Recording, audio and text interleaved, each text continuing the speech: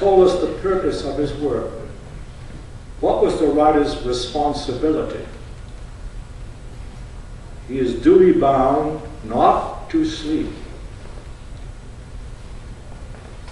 He must keep his people on the alert. Furthermore, I think this role of the writer as agitator is indispensable in all countries ruled by injustice. That is, virtually throughout the whole earth. Kazantzakis did indeed follow Zorba's advice.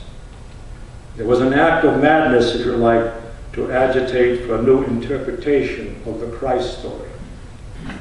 One that many feel is inviolate, sacrosanct, and not to be tampered with. His hero, Jesus, agitates for new values, and it leads him to the cross. He resists spending his life as a carpenter. He is tempted by, resists fulfilling his sexual life by marrying and having a comfortable, quiet existence. He resists his society by challenging things the way they are. What was his reward? Kazantzakis writes, on the cross, Jesus felt a wild, indomitable joy. Why? Happiness amidst all this pain. Yes, he was being crucified because he did not betray his calling or his disciples. And the most important thing for Kazantzakis, he had kept his word. For Kazantzakis, every worthy person who keeps his or her word must face a kind of crucifixion. In my play, He Who Must Die, an adaptation of Kazantzakis' Christ was Crucified, leaders of the village cast a young man to play a role of Jesus in a passion play. He wants to live his role. He decides to help a group of refugees who enter the town, and the leaders turn on him and take his life. In this scene from the play, Kapitan Fortunas, a member of the village council, but a supporter of the refugees, meets with Nikos, the lawyer's son of the village leader, to settle his estate. Nikos is also in the same camp with Manolos, the Christ figure, and the refugees. Don't tire yourself, Kapitan. There's no hurry. Right, and forget your consolations. I've had 7 lives and 6 have gone. One remains, and it's here on my lips. Make a little haste and write down what I tell you. I'm listening. First, write that I have my wits about me and that I'm an Orthodox Christian. My superior officer was Theodore Kapandai. I don't have any children or dogs. I never married, thank God for that. I had some money, I ate it. I had fields, I sold them, and I ate them too. No, I didn't eat them, I drank them. It's the same thing. I had a boat, but it was wrecked at Trapezunda, and it disappeared. The few things in my room behind the coffee house and that's what is left. Right. Are you ready? I'm ready.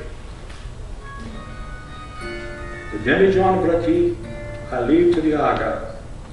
Let him drink it to my health. Let my gold tooth be pulled out and made into a earring for the widow Katerina. My chibuki with a long amber stem, I give to the Cafe Constantis. The few coins I have in my purse, give to the priest Grigoris, or else he won't bury me, and I will rot in the open. The rest, some rugs, some old hats, sweaters, a pair of captain's boots, a lantern, a compass, and a few metal things. Give them to those in the caves on Sarakina. Also give them the pots, the stove, the plates, and the clothes that I'm wearing. Also the coffee, the sugar, the onions, and the bottle of oil, the cheese, and the cup of olives. Everything. I feel sorry for those people. Have you written it down, Nikos? Yes, but don't hurry. There's a photograph of my ship in my room, and this is a key glass. I want to take these things with me. They have been my work and my pleasure. I won't leave them behind. Was there anything else? No, there you have my entire statement. Write everything down, and I'll sign my name at the bottom. And by the way, I have this book, The Arabian Nights.